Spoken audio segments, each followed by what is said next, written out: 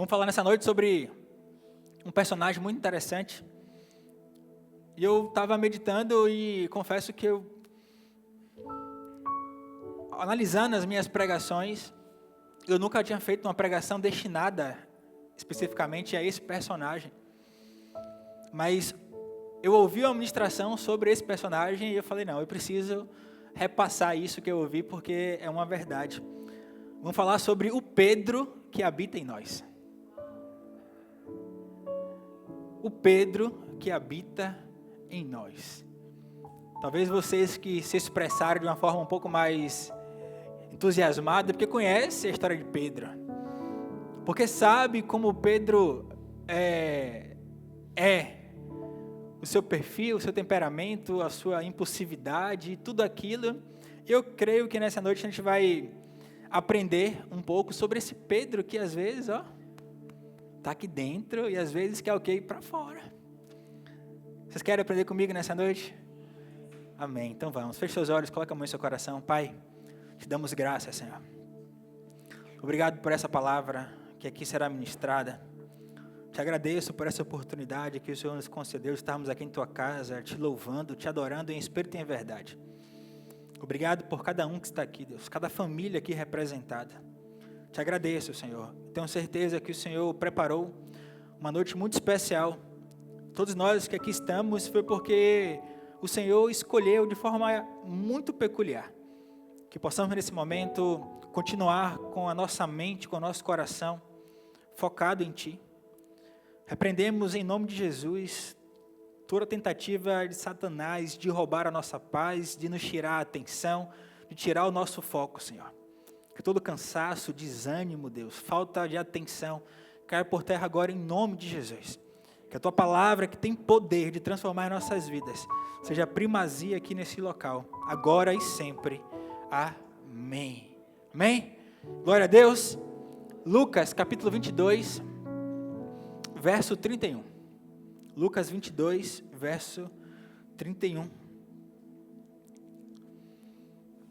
Olha o que diz o texto. Simão, Simão, eis que Satanás pediu para peneirar vocês como se faz com o trigo. Contudo, eu orei por você, para que a sua fé não desfaleça. Quando, porém, você se converter, fortaleça os seus irmãos. Karine, pode sentar.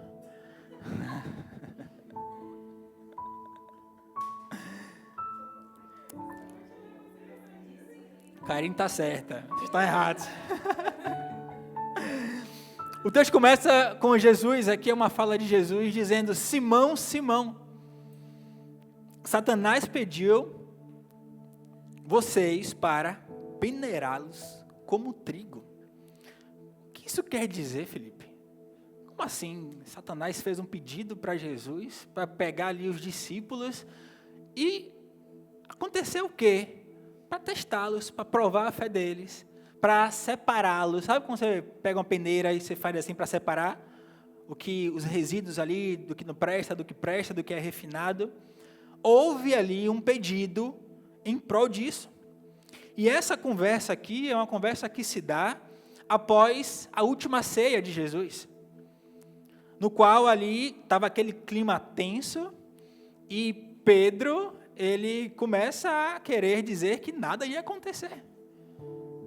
Não, está tudo sob controle.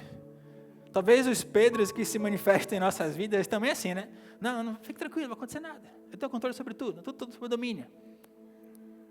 Pedro, ele, possivelmente eu digo isso porque Pedro era casado. Então ele, possivelmente, era o discípulo mais velho de Jesus. Os outros discípulos eram novos. Há estudos que apontam que eram adolescentes alguns. Na sua faixa aí entre os seus 15, 17, 18 anos. E Pedro um pouco mais velho aí, talvez beirando os 20.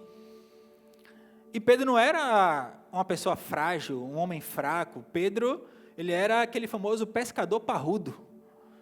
Era um cara realmente que estava acostumado com o trabalho braçal, com ir para o mar, com enfrentar ali tempestade, mares revoltos, dificuldade de puxar aquilo tudo, e naturalmente, no português claro de hoje, era aquele homem bruto. Esse era o perfil de Pedro. E você pode estar se perguntando, mas será que existe um Pedro aqui dentro? Talvez você olhe para o pastor Felipe e fale, pastor Felipe, às vezes é bruto. Olha ali para Rony, a cara de Rony, Rony, bruto. Kelly, bruta. Meu Deus, Rafaela, Marlon. Cada um aqui você vai olhar e fala assim, não. Mas tem ou não tem, às vezes? Tem. Todos nós temos um pouquinho de Pedro. Alguns um pouquinho, outros poucão. Outros muito. Pedro, ele era corajoso, ele era intenso, apaixonado por Jesus, mas também ele era impulsivo, inconstante e emocional. Esse era Pedro. Era um perfil que, se você hoje fosse traçar ali, de acordo com os perfis psicológicos, ele era aquela pessoa difícil, um sanguíneo, um colega, um dominante, enfim, aquele ser que você olhava e falava, meu Deus do céu. Mas ele estava ao lado de quem? De Jesus. Jesus fez questão de pegar alguém assim e caminhar onde? Com ele. Por quê? Porque ele estava vendo Pedro só no hoje? Não. Por isso que aqui no verso 32, ele fala, contudo eu orei por você, para que a sua fé não desfaleça. Quando porém você se converter, ou seja, subtende-se que Pedro naquele momento ainda não era convertido. Fortaleça seus irmãos. Ele viu isso em Pedro. Pedro, ele representa algo muito humano, algo que está aqui dentro. As nossas características, a nossa personalidade. Todos nós temos sim um Pedro que habita e que quer ser posto para fora todos os dias. É um Pedro que promete, mas não consegue cumprir. É um Pedro que age sem pensar. É um Pedro que falha quando é pressionado, mas também se arrepende quando percebe o erro. A gente não pode também desassociar esse outro lado positivo da vida de Pedro. Qual é a boa notícia que tem para mim e para você aqui? Da mesma forma que Jesus não desistiu de Pedro, Jesus não desiste de você. Você pode aí estar acabado. Pode estar acabando também coisas, lugares, pessoas. Seus pensamentos podem não estar muito bem ajustados, estabelecidos. Jesus não desiste de você. Ele não desistiu de mim. Isso também vai acontecer com vocês. Com cada um de nós. Nas nossas fragilidades, nas nossas incertezas, nas vezes que nós prometemos e não cumprimos, nas vezes que nós falamos que vamos, não, eu vou parar e continua, nas vezes que eu falo que eu não vou fazer e eu faço, ainda assim, há um Cristo que está de braços abertos, falando o quê? Filho, filha, eu te amo. Eu quero ter um relacionamento com você. Porque eu sei que quando você se converter, você vai fortalecer os seus irmãos. Você vai ser uma referência. Você vai ser alguém que vai ser conhecido como um alicerce. O nome de Pedro tem a ver com pedra, com rocha, que tem a ver com firmeza. Isso é muito importante, eu compreender que em Cristo eu consigo ser uma pessoa firme, mas também consigo ser uma pessoa terna. É com firmeza e ternura. Eu não preciso apenas usar da firmeza na minha vida. Você não precisa apenas usar de firmeza. A ternura também é um presente de Deus. Jesus fala, olha, aprendam de mim que sou manso e humilde. Aí você tem que olhar, eu tenho que aprender com Pedro algumas coisas, sim. Mas outras coisas eu tenho que falar, Senhor, isso aqui que Pedro faz, eu não quero.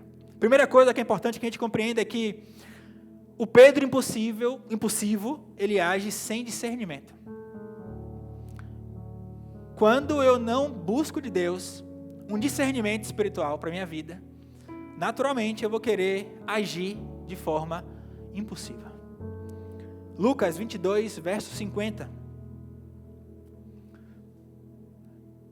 Então um deles feriu o servo do sumo sacerdote, decepando-lhe a orelha direita. Jesus, porém, respondeu: basta. Então, tocando na orelha do homem, ele o curou. Quem foi que fez isso? Pedro. Então, um deles, Lucas não quis nominar ali, mas tem outros autores que vão nominar. Um deles feriu o servo. Que episódio é esse? Jesus sendo preso no Getsemane com os seus discípulos. Judas vai ali, o trai com um beijo. E quando os soldados vieram para prender Jesus, Pedro, pela sua impulsividade, naturalmente com instinto de proteção, e é natural isso, nós seres humanos temos esse instinto, o que foi que ele fez? Puf, cortou a orelha. Pedro, ele queria defender Jesus. Justo a causa? Causa justa essa? Com certeza. Mas ele usou o método errado. Às vezes nós estamos querendo defender o evangelho de forma errada. Às vezes queremos empurrar goela abaixo o evangelho para alguém. Muitas vezes com grosseria. Muitas vezes sem paciência, muitas vezes sem amor, sem compreensão, sem respeito. Querendo taxar outras pessoas disso ou aquilo, e esquecendo que eu preciso viver o amor de Cristo em primeiro lugar. Eu posso defender a causa de Jesus sem ser alguém que vá ferir pessoas. Eu posso ser um cristão sem precisar ferir o outro, não é porque o outro está indo de encontro à minha vida, está fazendo algo que aos meus olhos não é algo legal, que eu preciso revidar daquela forma. Não. Ele tinha uma intenção boa, mas uma atitude precipitada. A nossa impulsividade, às vezes, vai fazer com que a gente escolha de forma errada. Com que a gente escolha, decida de forma ruim. E isso impacta a sua vida e a vida de quem está onde? Ao seu redor. Então, cuidado. Peça a Deus discernimento. Nem toda atitude ousada é direcionada por Deus. Às vezes é a sua carne, gente. Às vezes é o que você quer colocar para fora. Às vezes não tem a ver com Deus. Porque o reino de Deus é tomado à força. Calma, não é bem por aí. Não é nesse aspecto. Às vezes somos impulsivos, falamos sem pensar, reagimos sem orar. Quantas coisas acontecem? Decidimos sem discernir. Qual foi a última decisão que você tomou e que você orou antes por ela?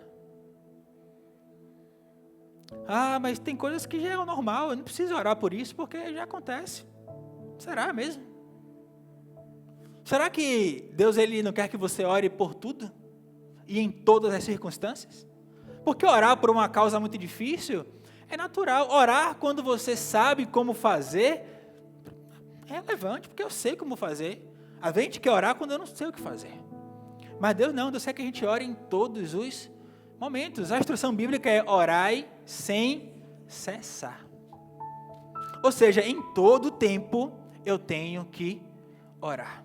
Em todo tempo eu tenho que orar pedindo a Deus o quê? Discernimento. Senhor, me dá discernimento para que eu possa deixar de lado a minha impulsividade, que eu possa agir de maneira equilibrada. Muitas vezes agimos na emoção. Deus ele não precisa da nossa força. Sabe o que Ele quer? A nossa dependência. É reconhecer muitas vezes que, olha, eu sou forte até tal ponto. Passou disso aqui, Senhor, sou uma criança. Um bebê, Luna ali, indefesa. Mas às vezes nós queremos nos montar em estruturas, em pessoas, em coisas, em entendimento e conhecimento. Não, se monte em Deus. Se esconda no Senhor. Não precisa. A impulsividade, ela parece coragem, mas às vezes é um engano. Às vezes, a impulsividade não é coragem, é simplesmente falta de discernimento. Senhor, será que essa realmente é a melhor atitude que eu devo tomar agora? Senhor, diante dessa situação aqui, será que essa é a resposta mais adequada? Seria isso que o Senhor falaria aqui no meu lugar?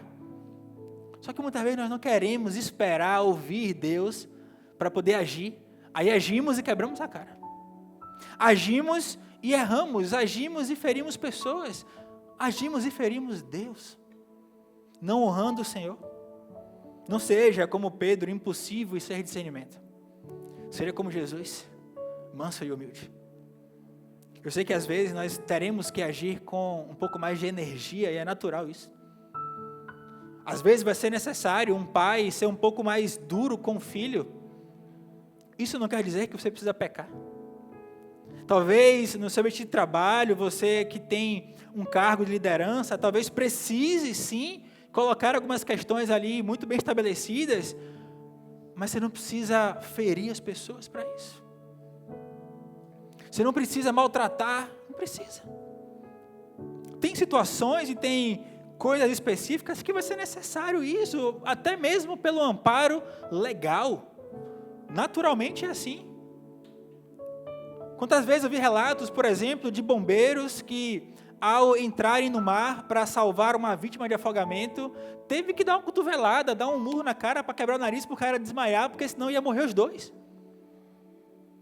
Teve que pegar e levar. Para o quê? Para um bem maior, tem um amparo naquilo ali. São questões específicas. Agora eu quero tratar o nosso dia a dia, nossa casa, a igreja, nosso trabalho, aqueles que trabalham em ambiente corporativo de escritório, por exemplo. A gente tem que vigiar, temos que vigiar. O Pedro tem que chegar e falar assim: Senhor, tem misericórdia. Me ajuda para que hoje eu me controle, para que os meus impulsos não venham ferir pessoas. Amém? Outro ponto importante, um Pedro que é confiante demais em si mesmo. 22, verso 33. Ele, porém, respondeu: Senhor, estou pronto para ir contigo, tanto para a prisão como para a morte. Olha a confiança que Pedro estava. Mal sabia ele o que iria acontecer depois. Mas aqui ele estava o quê? Com uma autoconfiança excessiva. Olha, não, Senhor, eu estou seguro que nada vai lhe acontecer, eu estou pronto para ir contigo, tanto para a prisão, como para a morte. Estou pronto. O perigo não é a fraqueza, sabe qual é o perigo? É pensar que nunca vamos cair. Esse é o perigo. Porque fraqueza todos nós temos. A grande questão é o que você está fazendo com ela. Se você está cuidando, se você está fechando as brechas, se fortalecendo em Deus, o espiritual, ok, lindo. Agora o problema é quando a gente anda de forma negligente. Não, tá, eu tenho controle, não tem controle. Não tem controle. Tem pessoas que dizem assim, ó, comigo isso não acontece. Eu nunca faria isso. Eu sou forte. Esse é o momento de maior vulnerabilidade. Eu fazer isso? Jamais. Deus, ela fala assim, Deus sabe que eu jamais faria isso. Jamais faria isso. Muito cuidado. Nunca despreze uma tentação. Quem confia demais em si, ora menos, sabia?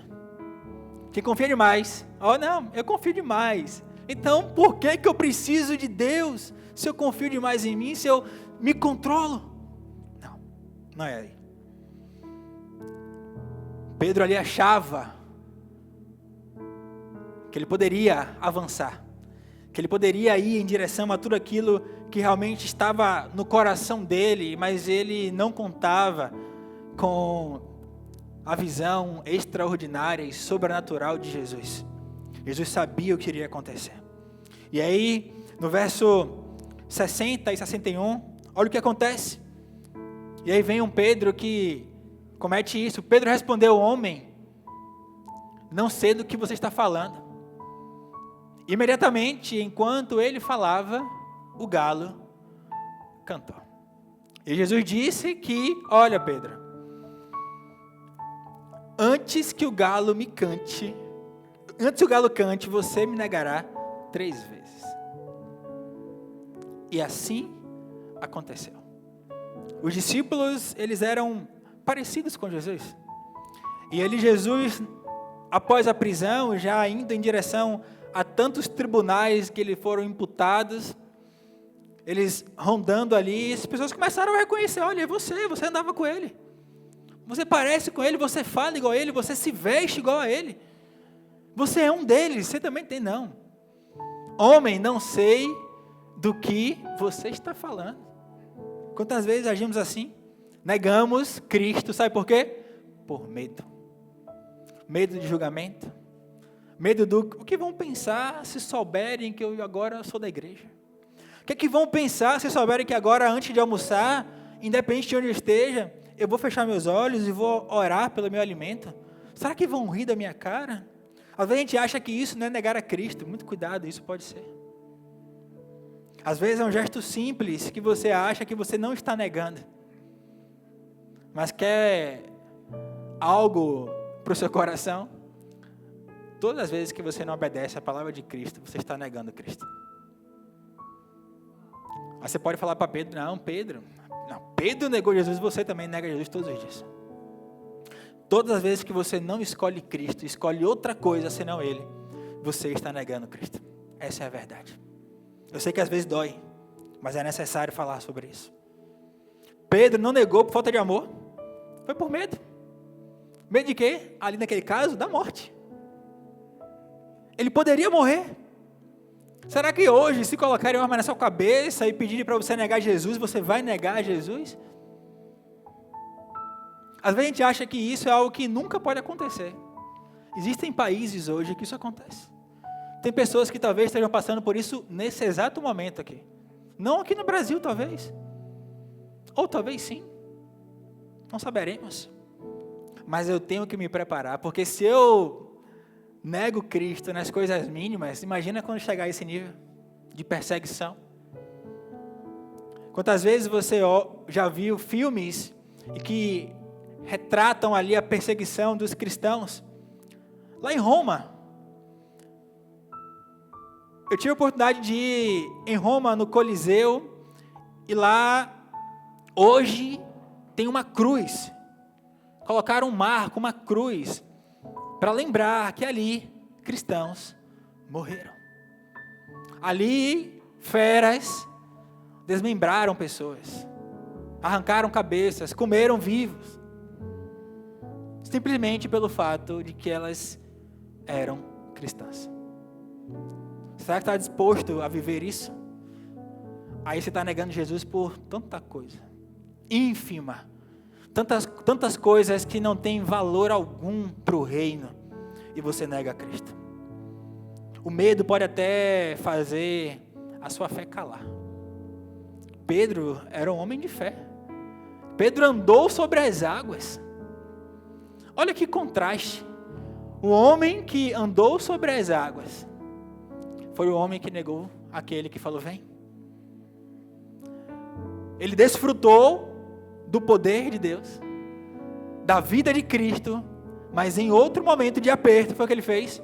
Senhor, homem, eu não sei o que você está falando, não conheço. E nesse momento o galo cantava. Sabe quando é que a gente nega Jesus? Quando nos calamos diante da verdade, quando cedemos à pressão, quando priorizamos a aceitação e quando escondemos a nossa fé. Será que você tem sido um cristão 007? Ninguém sabe quem você é. Você está ali escondidinho. Não estou falando que você tem que escrever na sua testa, eu sou crente. Não é sobre isso, porque não é o falar. Quantas pessoas você conhece que fala, mas na prática, fala, Senhor, misericórdia. Não é sobre isso. É não ter vergonha da cruz.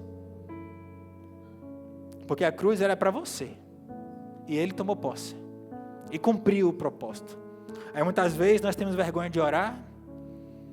Às vezes alguém na rua está precisando de ajuda, você não consegue chegar de junto e ajudar. Você não consegue parar e pedir, perguntar para aquela pessoa se ela quer receber uma oração. Porque você acha que não sabe orar.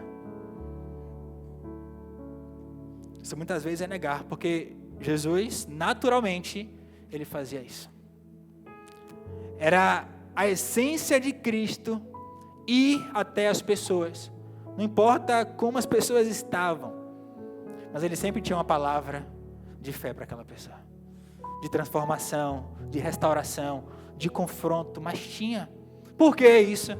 Porque Ele estava ligado com o Pai. Sabe por que você não faz isso? Sabe por que eu não faço isso às vezes? Porque muitas vezes não queremos estar sempre ligados com o Pai. Pedro naquele momento decidiu, eu estou sendo pressionado, e sob pressão, Jesus, valeu, Pai. Vou, dar o pinote aqui. E assim foi. Não foi a espada que revelou Pedro, foi a pressão. Sob pressão, quem você é? Quando você está sob pressão, o que é que se extrai de você? Qual a sua essência? Porque são nesses momentos de pressão que teremos a certeza se estamos ligados com Deus ou se estamos totalmente longe do Senhor. Você precisa analisar esses momentos. Mas também existe uma fase importante de Pedro, que é o Pedro que chorou e se arrependeu. Verso 62.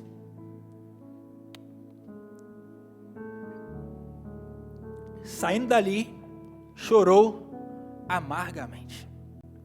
E esse chorar amargamente não é um choro de vergonha. É um choro de arrependimento. É um choro de compreensão. Olha o que eu fiz. Ele falou que isso ia acontecer. Mas eu, na minha subtilidade, na minha autoconfiança, achei que eu conseguiria avançar em meio à pressão. Eu já achei que eu conseguiria. Talvez você também tenha achado que conseguiria avançar. Mas foi necessário o choro. Foi necessário o arrependimento genuíno, a dor da transformação, da mudança. Para quê? Para receber a misericórdia. Para receber o perdão de Deus, para avançar na fé.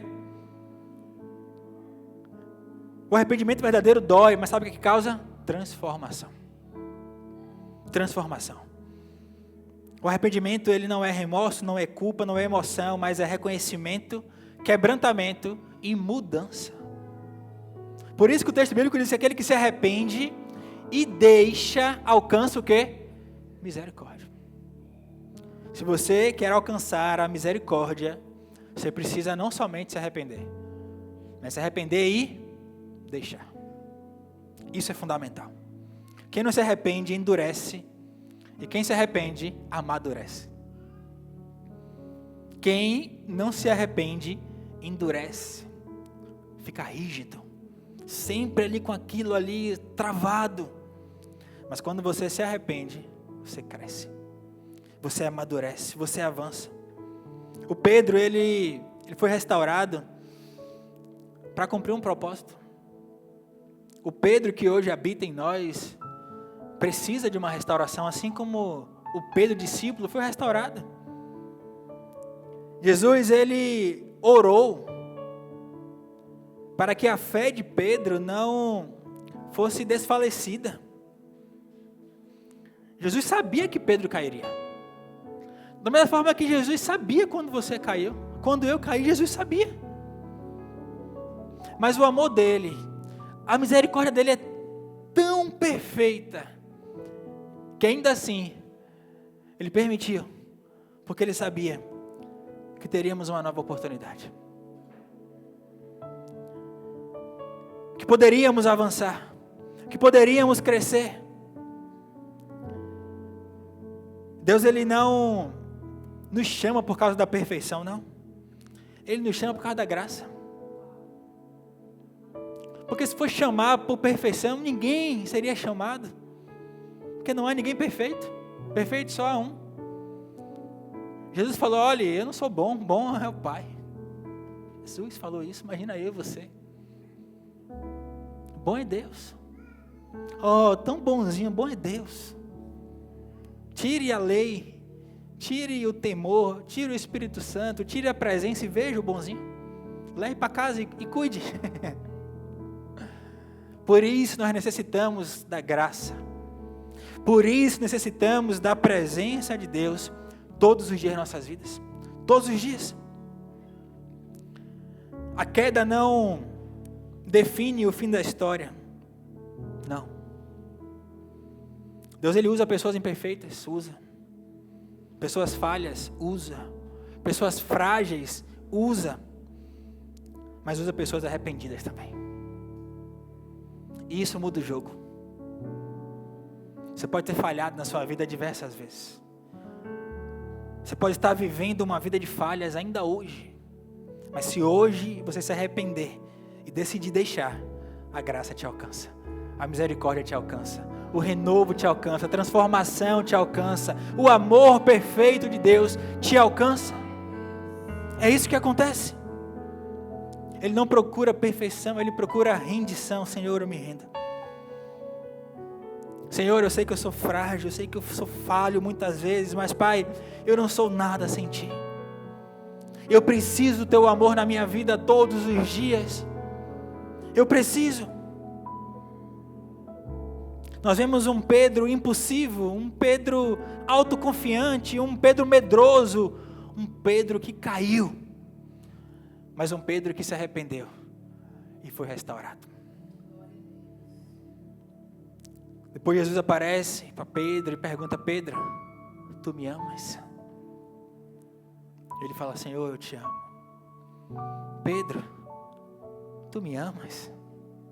Ô Senhor, eu amo. Pedro, tu me amas, Senhor? Tu sabes que eu te amo.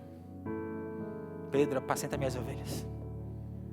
Ele chega para Pedro e fala: Pedro, tu és pedra, e sobre esta pedra edificarei a minha igreja, e as portas do inferno não prevalecerão contra elas. Olha a importância da restauração.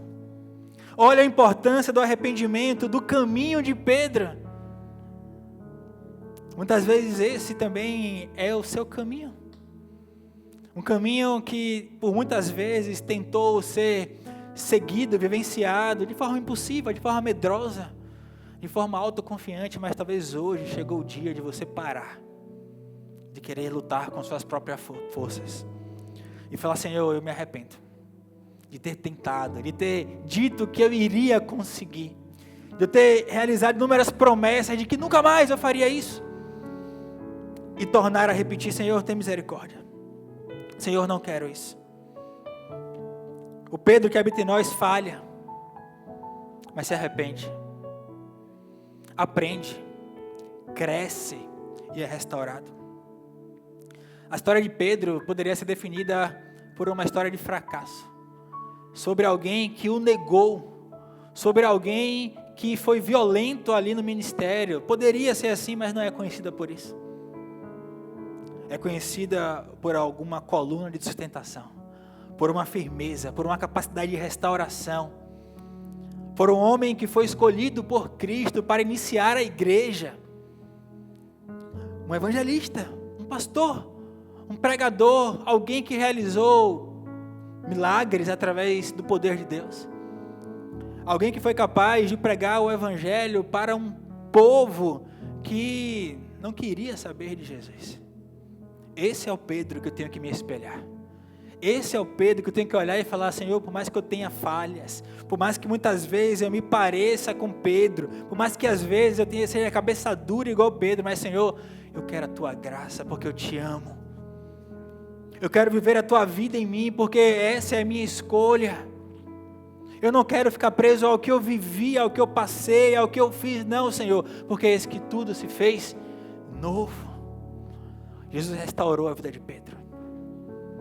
Jesus fez com que Pedro fosse.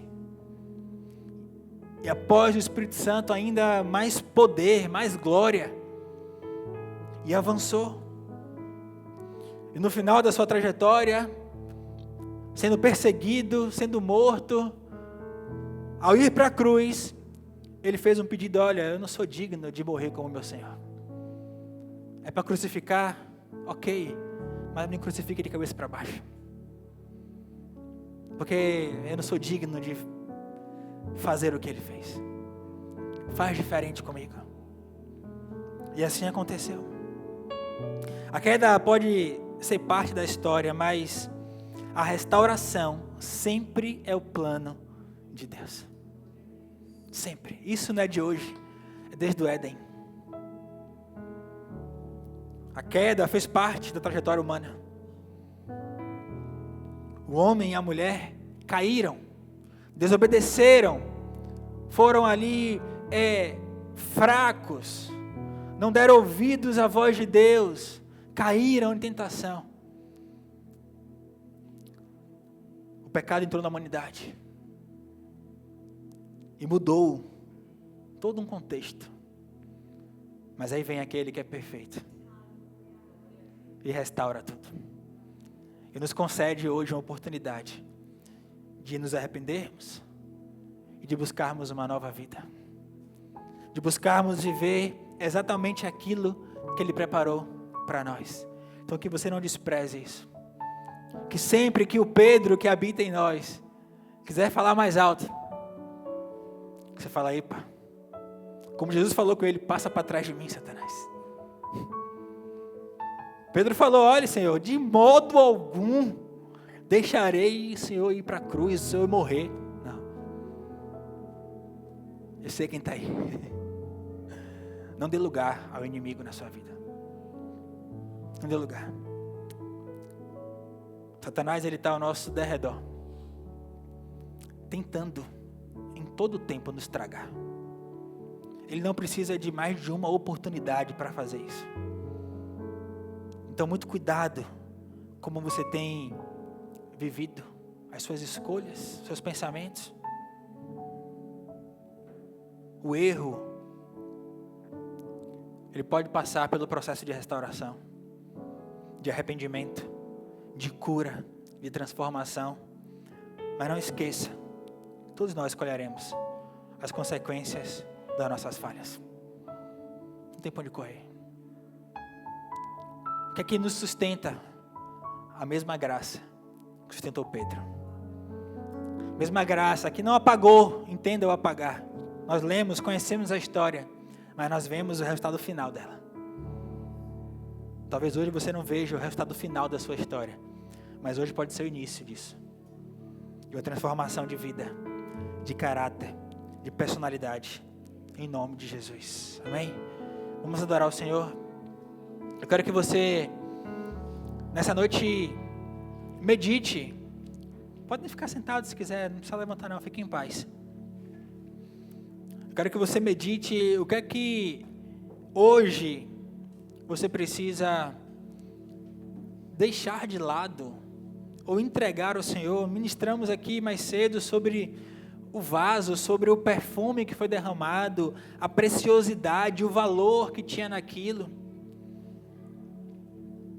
Talvez nós estejamos valorizando demais coisas que Deus não quer.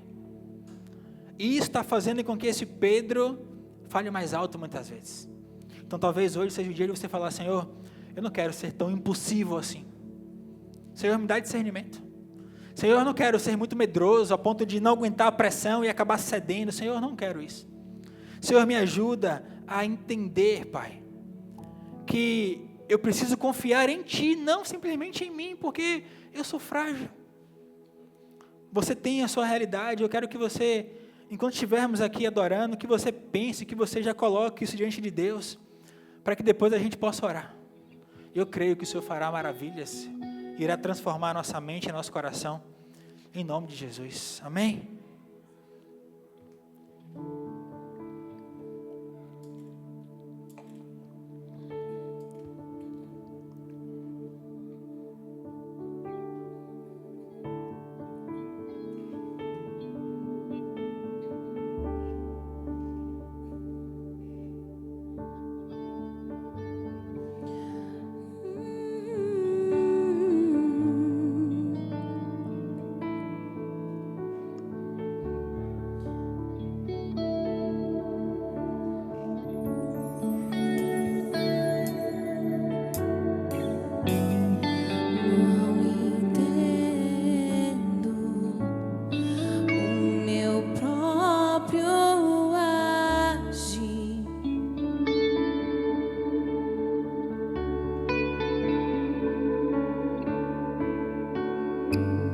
Se tua graça, o que seria de mim?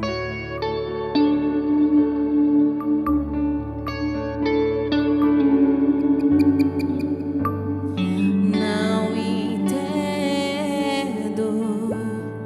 o meu próprio agir.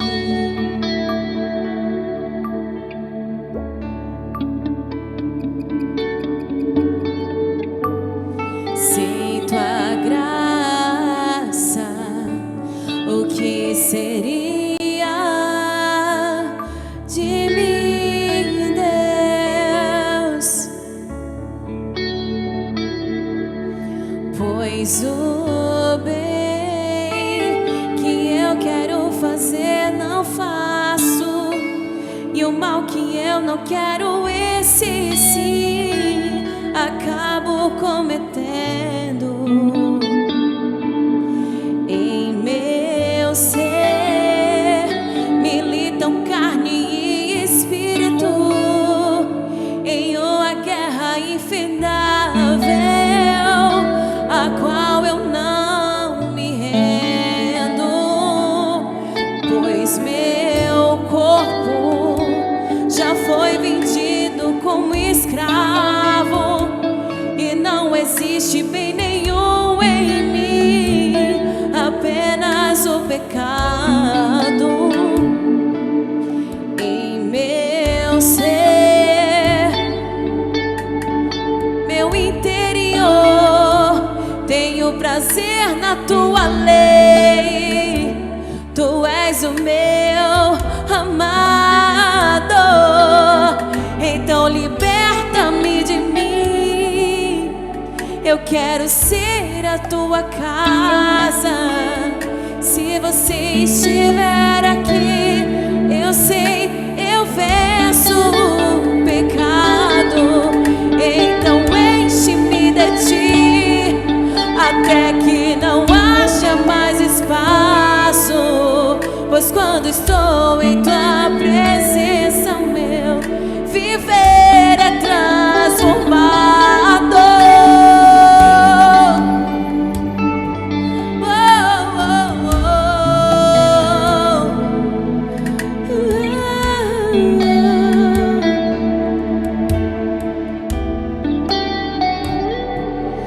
Pois o bem que eu quero fazer não faço, e o mal que eu não quero, esse sim acabo cometendo. Em meu ser militam carne e espírito, em uma guerra infindável, a qual eu não me rendo, pois meu corpo já foi vendido como escravo, e não existe bem nenhum em mim, apenas o pecado. Pois eu sei que no tocante ao meu interior, tenho prazer na sua lei. Tu és o meu amado, então liberta-me de mim. Eu quero ser a sua casa. Se você estiver aqui, eu sei, eu venço o pecado. Então enche-me de ti, pois quando estou em tua presença, o meu viver é transformado. Eu passo a ser livre pra viver a tua bondade, e ao te conhecer, todo meu ser se enche de bondade e reina o Espírito sobre a carne.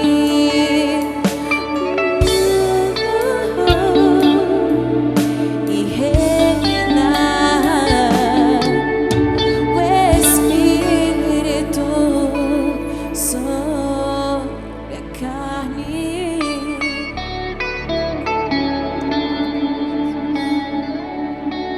Pai, te damos graças, Senhor. Queremos que isso seja uma verdade, Deus. Que teu Espírito Santo sempre reine sobre a nossa carne, Jesus. Que essa libertação seja uma libertação diária, Deus. Pai, apresentamos nossas vidas diante do Senhor. O Senhor conhece, o Senhor sabe, Deus, como nós estamos aqui hoje.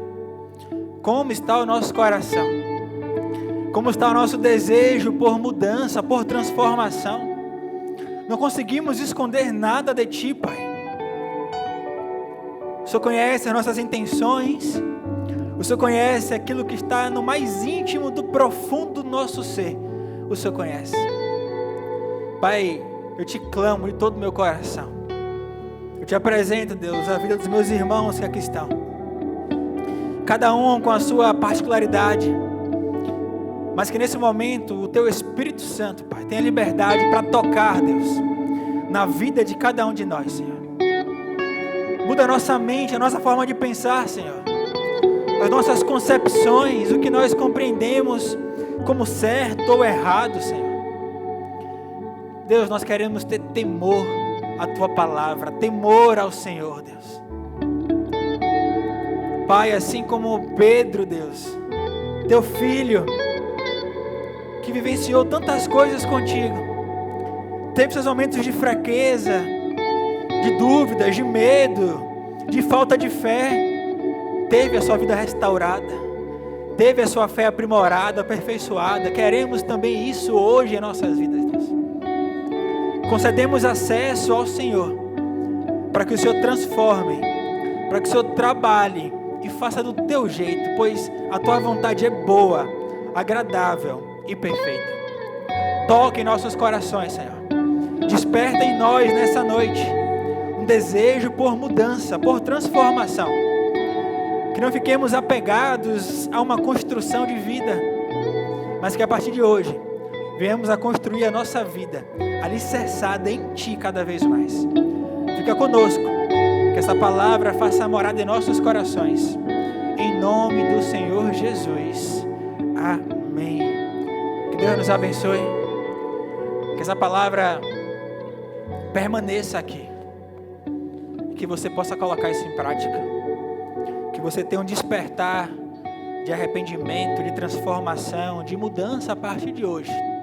Em nome de Jesus. Me coloco à disposição. O que eu puder fazer para ajudar você nesse processo, conta comigo. Amém?